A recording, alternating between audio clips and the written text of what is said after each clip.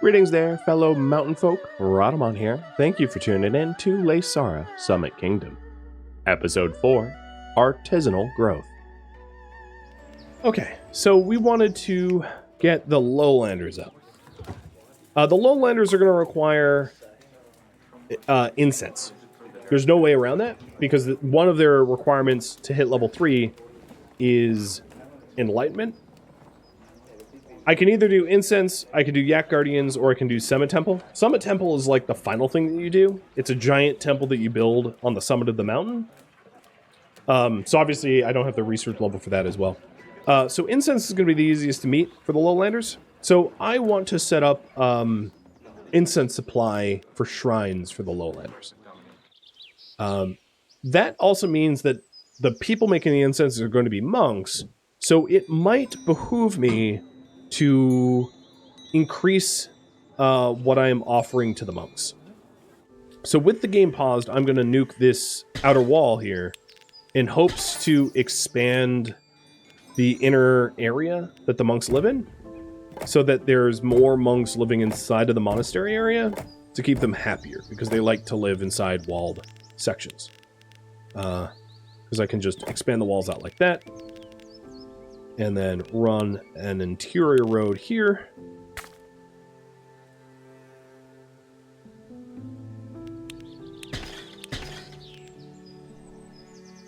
Oops. I'll have to move this post out one. I hope it doesn't get snowed over.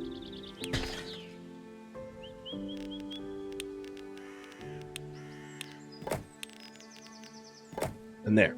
Now they're all enclosed. This one is... There's not enough honey. I got it. So I can ramp up honey too. Let's go over to our honey apiaries. Done. So now all these monks are level 2. In order to get them to level 3... So now we've sort of analyzed what we need for level 3 Lowlanders, which is incense. So I want to figure out how I can get the monks to level 3. One very easy thing to do is to offer them decorations. That's a cheap and easy. Because decorations they require taxes, but they don't really require anything else other than taxes. So if I put like a few flower pots here and a few flower pots down there, it's going to pretty much cover everything. So this L of houses don't have access to decorations, and that's easy to fix.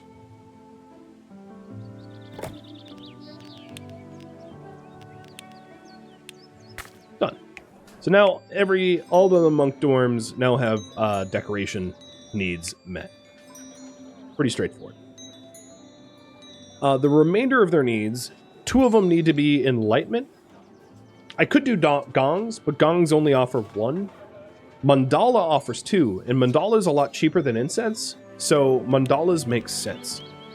It would be ideal if I could get a mandala that covers all of the monks. So if I put a mandala here, and then I have a high speed road, this mandala now covers all of the interior monk homes, all the dorms, because of this improved road. So there's no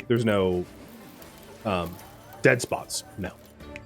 And now the monks, the last requirement they have is food, and they get a lot more bang for their buck out of fish than they do cheese. And up here, I can't really make cheese anyway, because so I'd have to import it. I can technically make cheese, but cheese is really inefficient in the high zones, because as you can see, the Yak Shacks made only 3 units of cheese in the high zones, 9 units of cheese in the low zones. So it's 3 times more expensive to make cheese up here, so forget that. Let's do fish.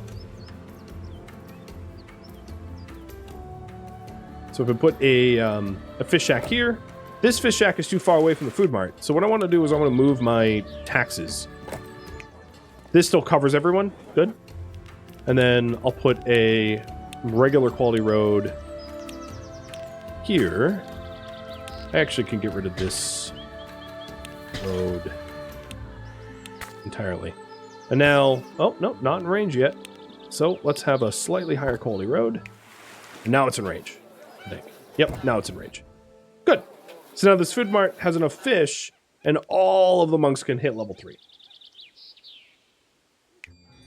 Because all of their level 2 needs are met. Which allows us to scale up our monk population so that we can start making incense. Great.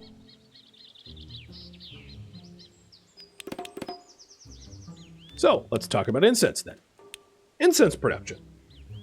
You take herbs, and they're run by monks, and you take cedar, run by monks. You give it to an incense maker, run by monks, and then they're fed to a shrine, run by monks. It's very monk-intensive and also very expensive. So here's the thing. At this point, it makes sense to generalize our cedar supply and possibly our herb supply as well. Because at the moment, what we're doing is we're taking herbs from these 2 herb gardens and feeding it into the dyes, but we waste 2 herbs every time we do it because the dye makers only need 4, but the herb gardens provide 6. We can just have a 1-to-1 ratio of cedar to cedar painters. I think that's probably fine. So I think what makes most sense is if we put all of our herbs together and then distribute them. Something like this. So if we have more gardens down here for incense, so there's 2 more, and then we put a carrier post, we cancel out the supply directly to the dye makers. We have all of the herbs go to an herbalist carrier that then doles it out to the dye makers. And we have a surplus of 16 herbs left over. So if we take a look at incense here, it's 12 herbs and 4 cedar wood for incense. So we would want a little bit more herbs. There we go. So now we have 22. We'd probably even want more than that. And this is why you'd want carrier posts for distribution. So now we have enough carrier posts. Well, I think what I'll do initially is just have 1 incense maker, but I think we'll probably end up ramping that up to 2. So for 1 incense maker, we need at least 12 herbs, 12 surplus herbs, and we have 16, so that's enough.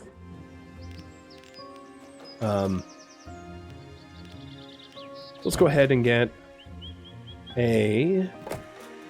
And I'm going to be doing this a little bit messy, but a cedar grove here.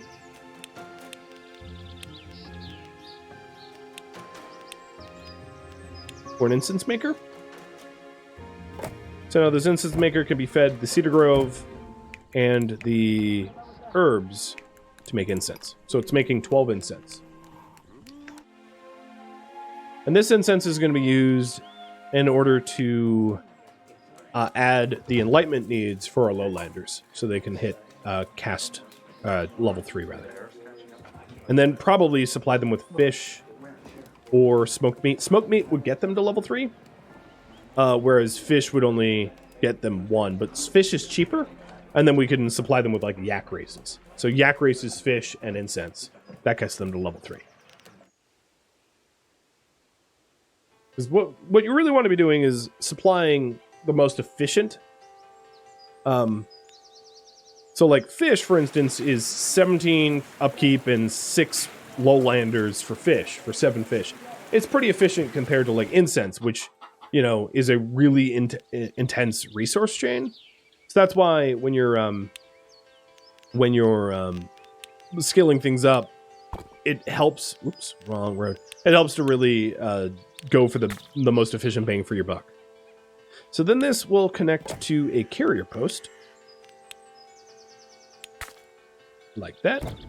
So now we have a carrier post loaded up with incense, ready to go. The last thing is to upgrade the monk houses to meet the workforce needed for the incense. And now we have this cart post that can offer incense down here. So if we want incense down here, we need a shrine to be able to burn the incense. So I think what makes most sense in this case is to move one of these houses out to the outskirts so that we can have a centralized shrine to cover the most houses.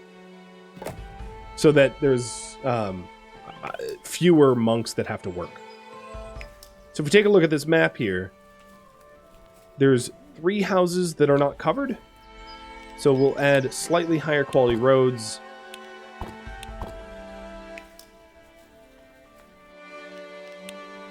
Just enough for those houses to have incense coverage.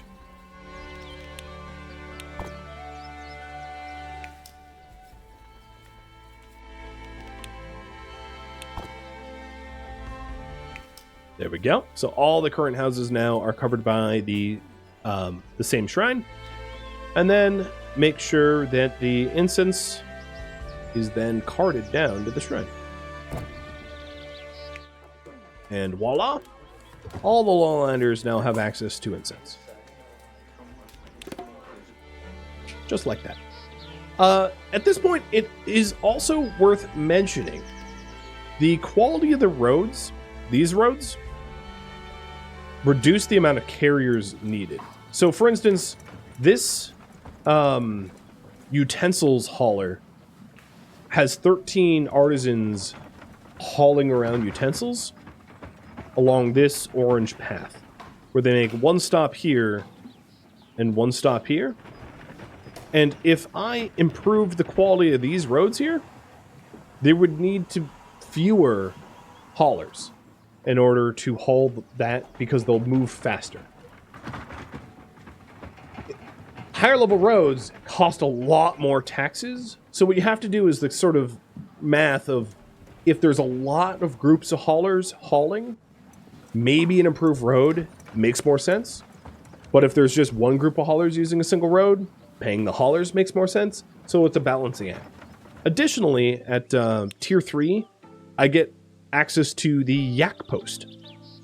So the yak post is a high capacity hauler. So if you have a hauler moving a lot of stuff, like for instance, the cart post for moving the honey around to 2 different food markets, sometimes you end up with situations where like a cart post will be hauling out to like 6 different markets or something like that, right?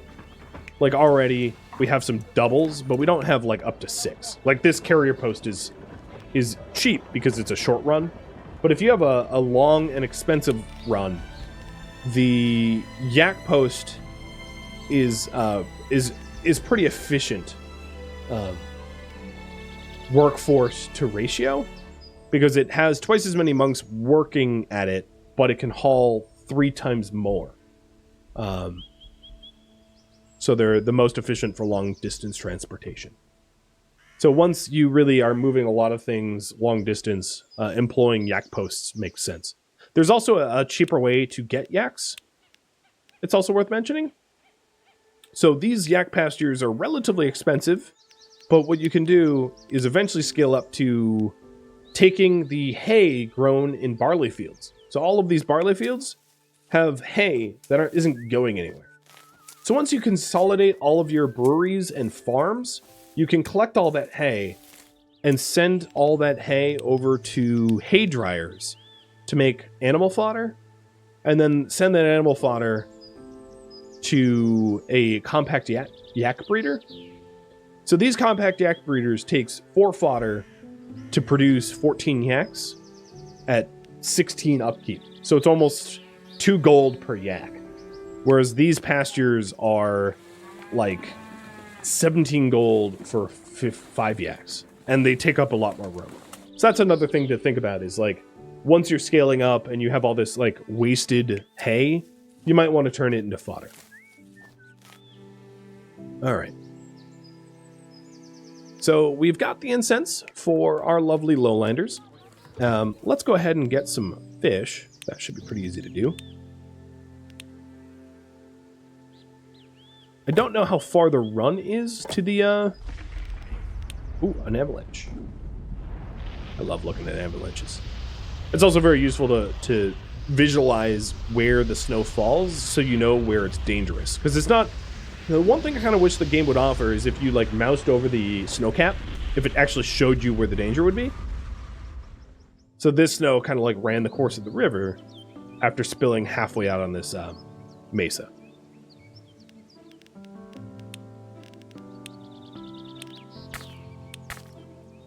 So the run out to the... ooh. We have a special event. So, people are scared and we need to strengthen their resolve. I need to have 220 citizens living within enclosed monastery walls. Because it is stormy. And so this is like a special event. One cheap and easy way to do it is to just have more monks. Because they already live within walls. So that gets me within 16 of goal. Yeah, let's do it that way.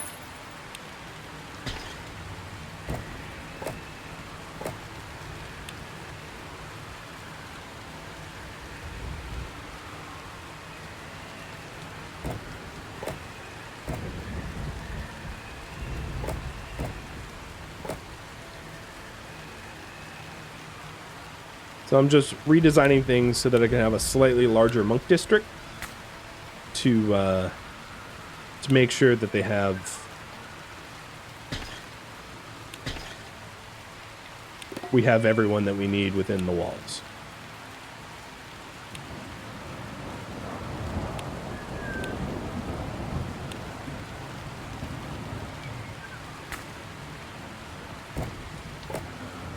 When you move a house, it lowers its level, by the way.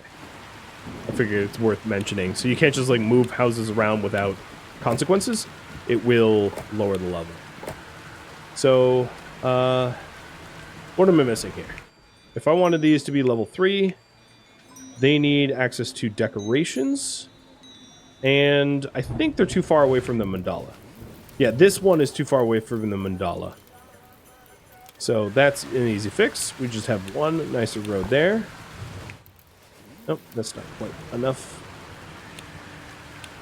Not far enough? No, still not far enough. Go all the way up. There we go. So now that has mandala access, and then it just needs a decoration, and it will be higher quality. So I'll stick a tree here. Done. And now we have 220 citizens living within monastery walls, and that special weather event is resolved. Easy peasy. All right, back to the fish. So one way to solve this is I could have a cart post moving this fish down to the market, but that's like kind of an expensive solution if you ask me. So let's see if we can't just add nicer roads in. Because everybody uses the roads. And it actually would pave up where the baths are. And then what I could do here is move this house like over here. So that the fish's run to the market is shorter. Done. So now if we take a look, we have incense, we have fish, and the last thing I can add to hit tier 3 for the lowlanders would be yak races. So the yak race facilities cover like a hell of a lot of stuff, as you can see. And I just need to build more yak pastures to supply the yaks for the races. Done. And then upgrade some of the homes.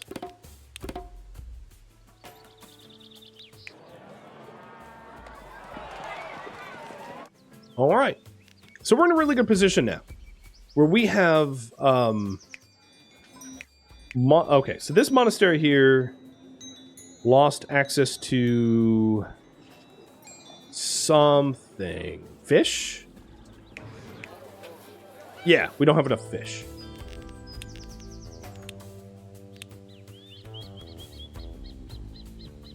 Easy fix.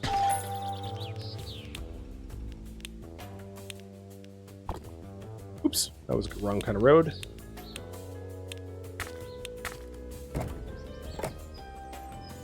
There.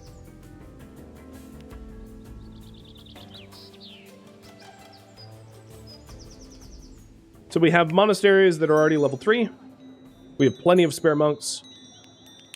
I'll just upgrade all of them. Because they pay taxes, right? Or pay donations. So we're still collecting. So we have a monastery that is already level 3, and then a large artisan and large lowlander districts that are level 3. Or that can be up to level 3. So let's try to equally upgrade them, and then make sure to meet demands, whatever kind of demands that they have.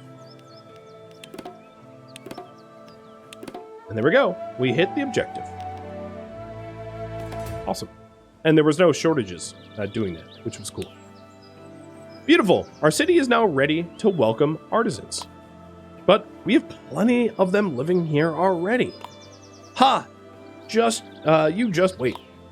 We'll bring many more than you have ever seen in one place. That sounds somewhat scary, I'm not gonna lie. So, reach a population of 630 artisans. Probably the smart way to go about doing this is to make sure that the artisans are doing valuable work as we scale up their populations, because if they're not, then we're just essentially feeding them for very little benefit. So one thing I want to do is add a trade post. Now that we have a slightly higher tech tier.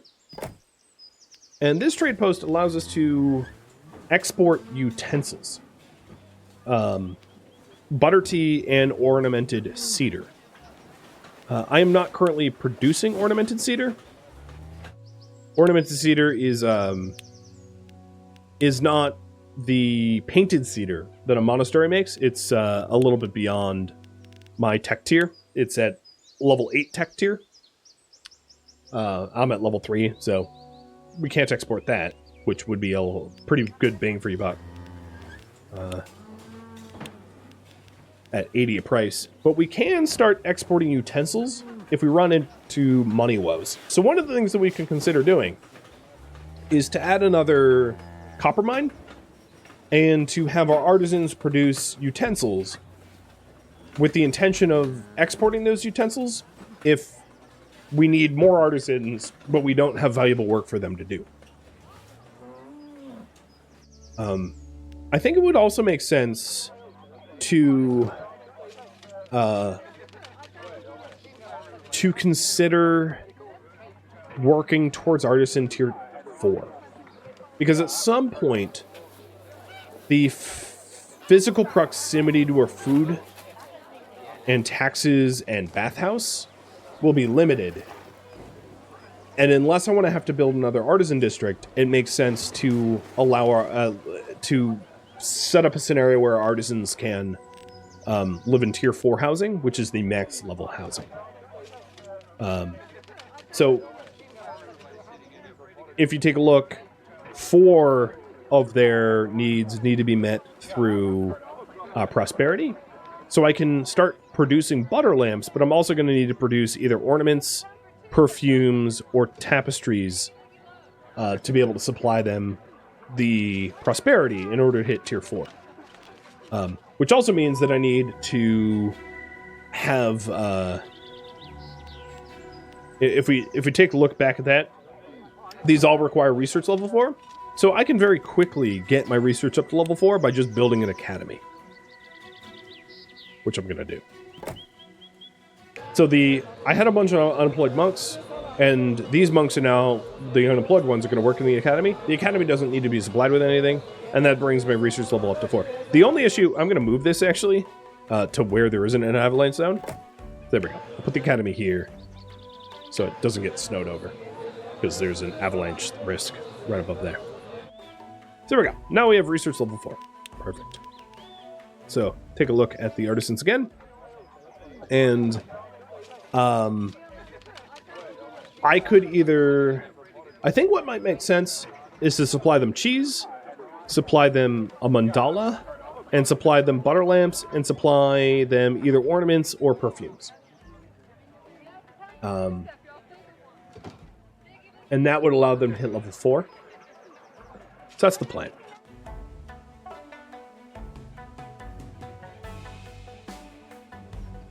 This one gets to be a little complicated because I think it might make sense, given that my lowlanders want cheese, my artisans want cheese, and my monks want cheese, to consolidate all of my cheese production into one district so that I can produce and supply cheese to all the food from one central point.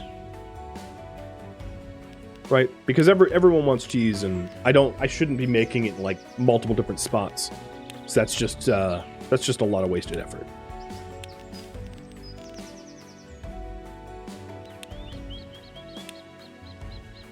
So, I am gonna have to move these yak pastures yet again, I think.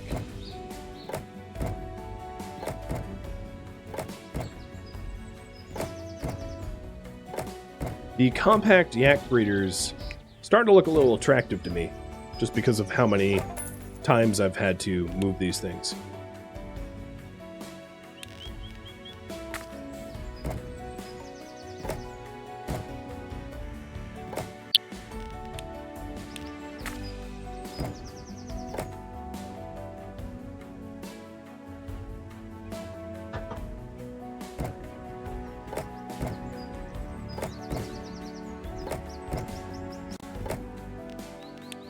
So the reason I did that is so I can access this little plot of land. This plot of land is not huge, but it should be sufficient to make a decent amount of cheese. But the cheese run will be kind of far, because it's sort of far-flung. So let's see if there's a better spot. There's this spot down here, but that's pretty small. There's not a lot of... Yeah, that's a very small little plot of land.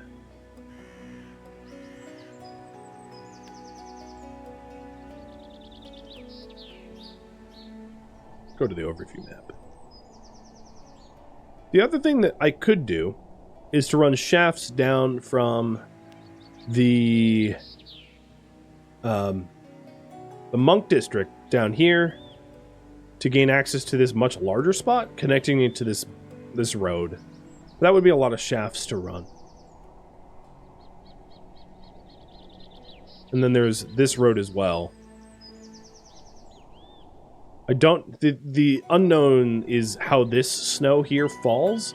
Because if the snow somehow comes down to this green area, I wouldn't want my my cheesemakers to get snowed in. So I could also dedicate this area to cheese, because it's sort of out of the way of the food district and the food market, and that might make sense. So let's go ahead and get rid of that, because I don't want to pay the taxes to run a shaft there. And just put a centralizer cheese up here.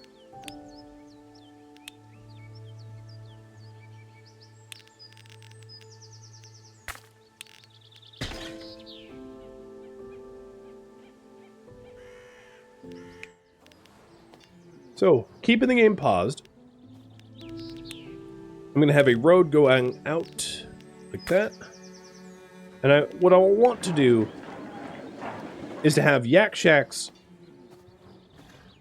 feeding, like all of my yak shacks. So I'll move them out now.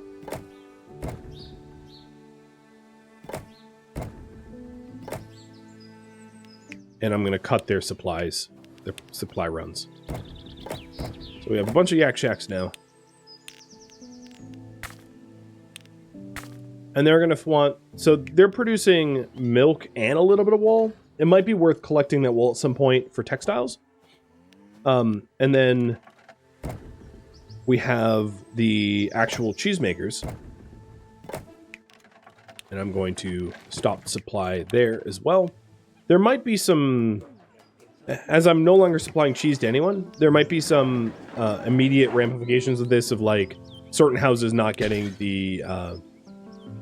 getting their needs met. So, with all these shacks, we can have a carrier post.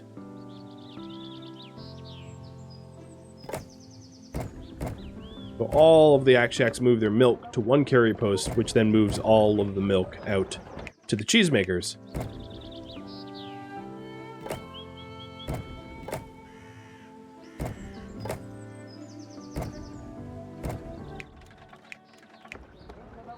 So I have 4 cheesemakers, and then these cheesemakers can then connect out to a yak post. where we then use this yak post to deliver cheese to every food district. So here, here, and all the way up here. And I need a little bit more yaks for that. So if you take a look at this yak post, this is my first yak post. We have 6 yaks and 12 monks running it.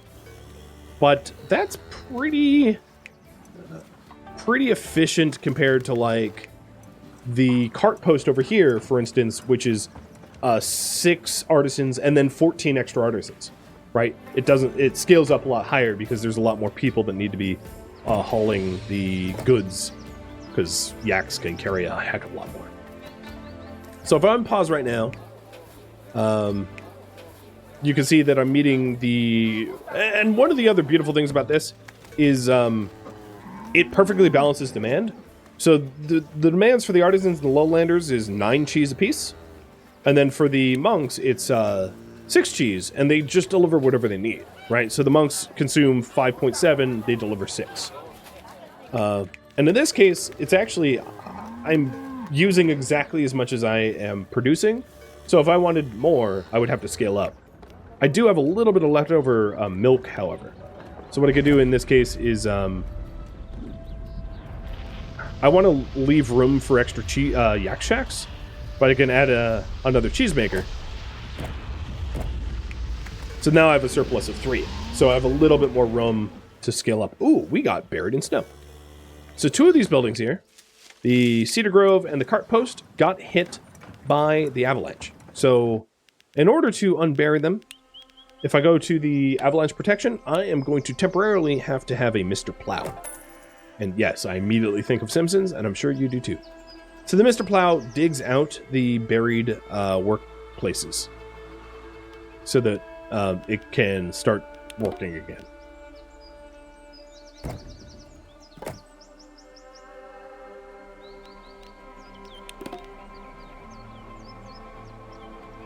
So ideally, I'm going to want to move the Cedar Grove and the incense, or the cart post for the incense, so that they don't get snowed in ever again. And that's easy to do because I can just move them once they're unburied. So there's a buried in snow compensation that you pay, and then also like the fact that it's, you know, not working. And I think what I'm going to do is just leave this Mr. Plow. I'll just stick it over there for if I ever get buried in again. I'll be able to use it. So I've moved these out of the path of the snowcap, I think. So we'll see next avalanche if that's the case. Cool.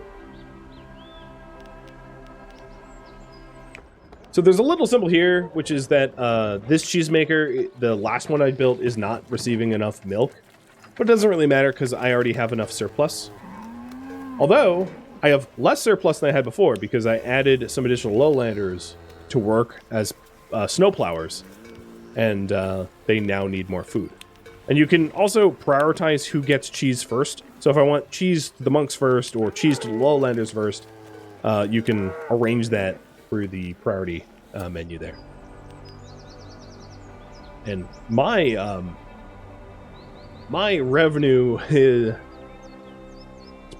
pretty close to even, right? Imagine if I didn't have that assistance from the capital of 300, I'd be in the red. It'd be bad. Some of that is just things I could turn off, like another yak pasture would save me money. Not a whole lot of money, but a little bit. But efficiencies is like a big deal in this game. One of the other things I haven't consolidated would be my grain. I'm producing grain in 2 areas, which doesn't make a lot of sense.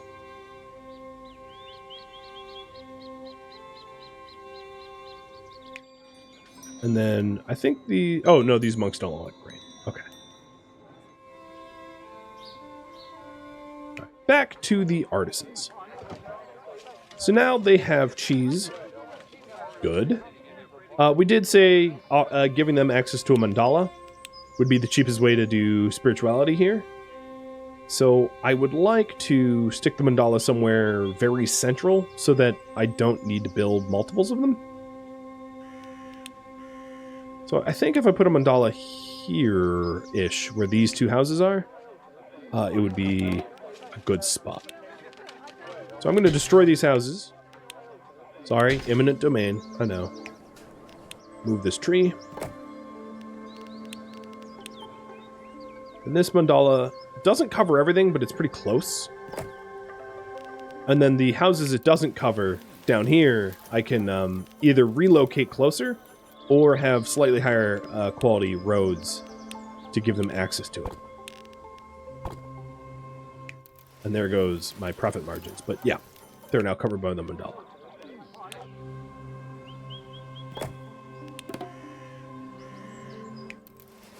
Rat God. Stein, thank you for the sub. Welcome to the stream. Okay.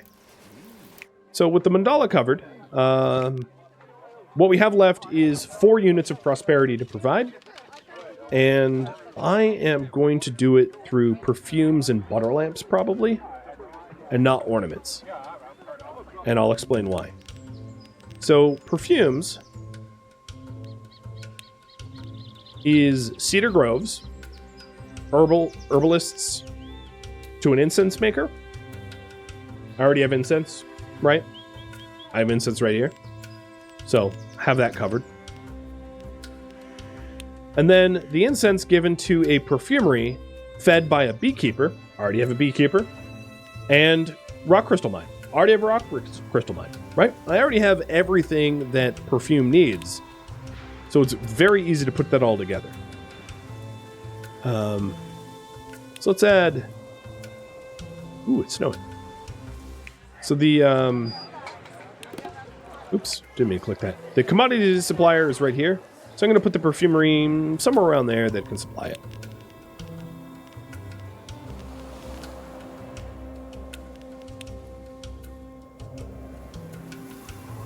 There we go. So now I just need to import the incense, the honey, and the rock crystals. So honey is up here. Done. I need a little bit more honey. No problem. Done. Then I need incense. And I might need to make a second incense because I only have a surplus of 2. So yeah, I will need more incense production ramped up for the perfumery. But at least we'll have a little bit of perfume initially. And then last but not least, the rock crystals. And I don't have a surplus of rock crystals, so I'll just build a second mine. How goes the strep? Oh man, I don't know. I've had a sore throat since January. I feel like I need to go to an ENT or something. Kid's killing me. That's all I'm going to say. All right, there we go. So now the commodity supplier has perfume, and we are only... For the places that are being supplied with perfume, which is in the white, not the red. Red means there's shortages. We're pretty close to getting to Artisan Tier 4. But let's go ahead and solve the missing incense for the perfumery. And we'll probably realistically need multiple perfumeries, I'd imagine. So let's see if we can't move this perfumery here. That is physically too far. We're not really using the trading post. So I'm going to shut that down because it's actually kind of expensive to run. And I'm going to move it out of the way. Oh, and there we go. So the power of avalanches have increased. And what this means is previously they were weak avalanches that could easily be mitigated by just one row of forest trees or even a avalanche barrier, like a basic wall that stops weak avalanches. But now they're medium strength, so they're not going to be as easily stopped. More reckon power, if you will. So, something to keep an eye out for. Alright, so up here we have the incense maker, and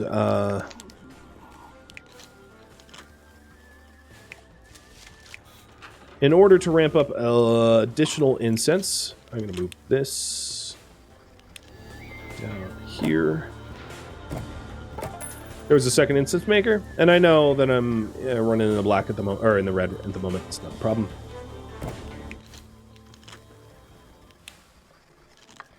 It's just I need more monks.